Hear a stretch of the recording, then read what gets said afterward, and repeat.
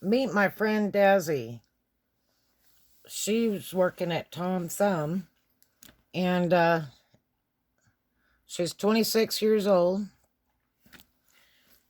and she worked at the Tom Thumb at Martin Luther King and Florence in Fort Walton Beach.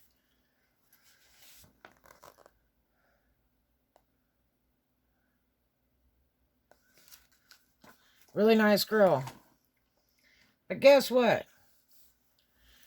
She was one that didn't believe in wearing a face mask.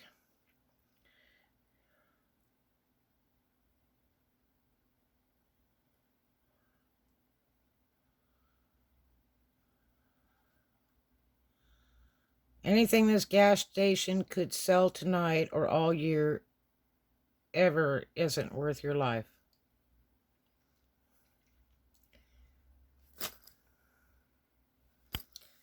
Desiree Wysocki McIntosh was a hard worker. She never complained. She never showed up late.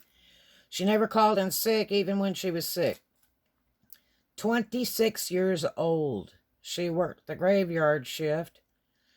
July 8th at Tom Thumb in Fort Walton while suffering from a fever, coughing, and shortness of breath. This was one day before she was admitted to Fort Walton Beach Medical Center. And she went down there and they sent her back home. And she got really sick and went right back to the hospital. And her cause of death was coronavirus, confirmed by the medical examiner's office on Thursday. She had told her husband, I have COVID and the flu. Her husband is Scotty McIntosh. She sent a text message 5 a.m. Saturday from her hospital room. He says, love you. You awake, baby? Please, babe, wake up. Scotty, her husband, sent several text messages she never answered. I just couldn't breathe, was her statement. Taylor Kennedy has lived in the Emerald Village for 4 years. Tom Thumb is walking distance from her house. She often goes there to get ice cream with her children or buy a Red Bull, or usually sees DESI, and she's behind the counter. When Kennedy came in for the Red Bull at 1 a.m. July 7th, it was DESI who searched the cooler for her preferred flavor. DESI always checks for her, she said. When she came back out of the doorway of the cooler, she was coughing excessively, and I had noticed that she was walking different. It seemed like she was taking almost breaks walking, like she couldn't catch her breath when she emerged from there. I looked at her and said, are you okay? DESI insisted she was fine, but Kennedy didn't waver in her concern. Kennedy requested DESI to put on her mask. DESI said, I know, I just couldn't breathe. Kennedy said she put her mask on immediately and said, I wear it all the time. I've always worn it. It's just 1 a.m. and I couldn't breathe. Kennedy filmed her almost hour-long interaction. Wow. You're sick and you need to go home, Kennedy told her. And she says, it breaks my heart that you felt like you had to come in today. DESI told Kennedy she went to the emergency room at Fort Walton Beach the night before and was given a chest x-ray and told she had pneumonia. Kennedy encouraged DESI to call her manager, leave work, and get tested for corona. She says, she told me she had a fever. She said she was having trouble breathing and had already had an underlying condition of asthma. My heart started breaking because I could see that she was afraid to lose her job and that she had been pushing through, not feeling well. Said her symptoms started a week before that. And she says, from what I was sensing, she took on a lot for other people that didn't want to burden anyone at 1 or 2 in the morning to have to come into work. DESI told Kennedy that she and Scotty were living out of a motel until they could save up enough money for their own place.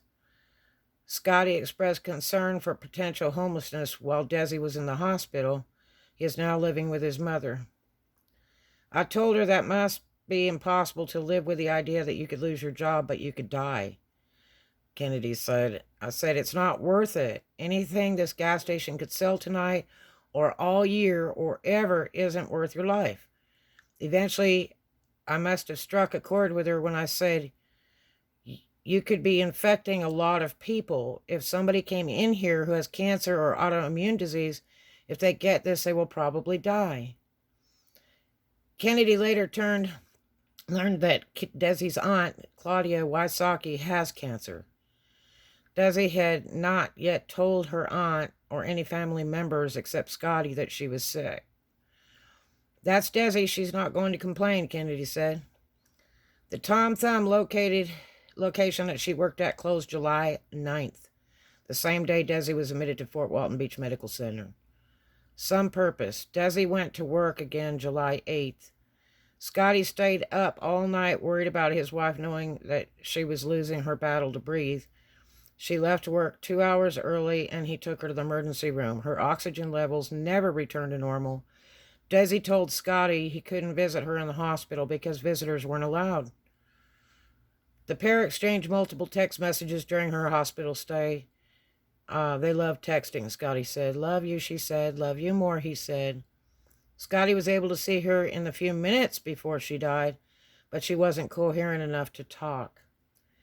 Next month would have marked 3 years of being together. She was my heart and soul, Scotty said. She was very quiet. She loved animals. They loved her. She loved being around animals. She loved being around me. We were pretty much inseparable. We always held hands and cuddled and kissed and hugged every chance we got. She was a very sweet, loving, and caring person. Tom Freisch, Desi's father, who lives in Alabama, never got to talk to her on the phone or see her before she died. He didn't know Desi was sick until she sent him a text message from the hospital. The sweetest, most bubbly personality you could ever imagine, Frisch said.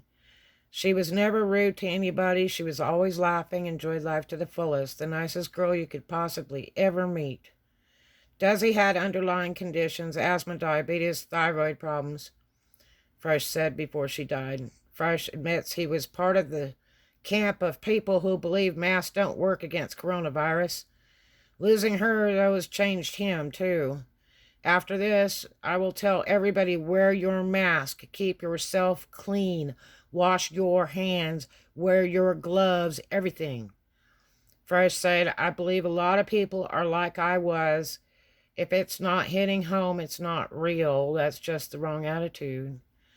Scotty echoed this perspective, saying, take this virus seriously. Kennedy has since made it her mission to share Desi's story with others, coordinating a candlelight vigil Wednesday night with others in the neighborhood. After speaking to Freisch, Kennedy wants to make sure Desi isn't just a number, she said. The one thing, he said, that broke my heart is whatever you can do to make sure my daughter isn't invisible and she didn't die in vain, Kennedy said. That's something that fueled me. I've had a daughter die. She would be 6 next week, so I have taken this on personally in understanding a parent's grief and wanting some purpose. This original story was printed in Northwest Florida and dailynews.com. So, this is so sad. Really bad sad. They had it on the news, Channel 3 News. 26 years old.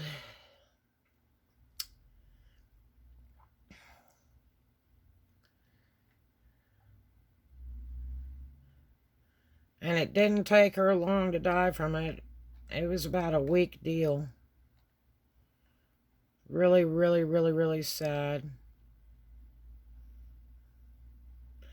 And the reason that I'm showing you this is because I was driving and went through a street and they had some very nice commercial signs made, put in the front lawn.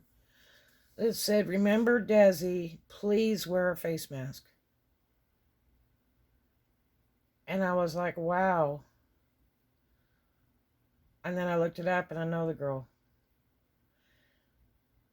one of my kids works at a gas station, and when Corona first set in March, I said, please wear a mask. I bought her gloves.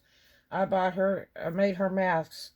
I bought her clear glasses to wear, too, before they ever put the coronavirus plexiglass up or anything like that. I had suggested that. I even wrote to the owner of the business, and he's very elderly, and I said, please, these people are risking their lives. Already there's checkers that have died at Walmart from corona. You know, please, supply your employees with face masks, gloves, make it a requirement.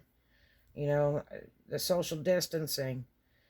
Not long after that, they did put up some plexiglass. They hung a big thing of plexiglass all the way across by the cash registers. There's like 3 or 4 there. But I would come in on occasion, and I'd walk in there, and my kid didn't have a mask on, wasn't wearing gloves. And I pleaded, I said, please, my health is really crappy. You will kill me. Please wear a mask and gloves, please. As one, you're dealing with so many customers, so many tourists, one after another, one after another. You're really at high risk. You're working the front line there. You're like the lead warrior into battle. The chance of getting that or dying is really, really high. And I said, it's better that you don't work. Try to find a different job, whatever, because it's better that you just don't even work, because it's not worth dying over. But no, this kid would not wear a mask or gloves. I went through this repeatedly, to the point where I said, look, don't come home if you can't put gloves and mask on right now. And finally, my kid did it, and was mad as fire, and the co-workers were all pissy about it too. Hey, this is my kid. I don't care whether you like it or not. I do love my kids. I don't want them to die. I don't want them to die from corona.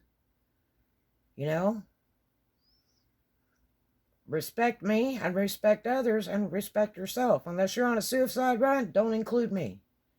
No. Don't know much about this illness. It's really getting bad right now. We knew this was coming, that it would get inevitably worse for June, July, August, September. Wear a mask or we go back into lockdown, because too many people are dying. This particular area was so low for the longest time, and only recently it peaked. And it's because all these tourists come from all these other states that are sick and dying, and they don't give a damn. They aren't wearing a mask, and the biggest problem of all is they don't respect social distancing. When you open a door to business, they're flying through right next to you, like your door service. They get up in a line and stand right at your butt. And if you turn around, mention to them, excuse me, 6-foot rule, please. We have corona here. They don't give a damn. They cuss you out. They get mad. Well, good. Take that crap to your grave. Go back to where you come from. Take it to your grave. Don't kill my kids, my family, my friends. Because here's a sweet girl that was 26 years old and was really, really nice. And she's dead like that from corona. Okay? You know what her parents feel like? You know what her family feels like? How about her husband? And they probably got evicted due to corona, because when we went down through lockdown, that's probably exactly what happened. And they ended up in a hotel just trying to make it so they could get another place to live. Please, please, please, please. Give people social distancing. Please wear a mask. They're going to shut us down again.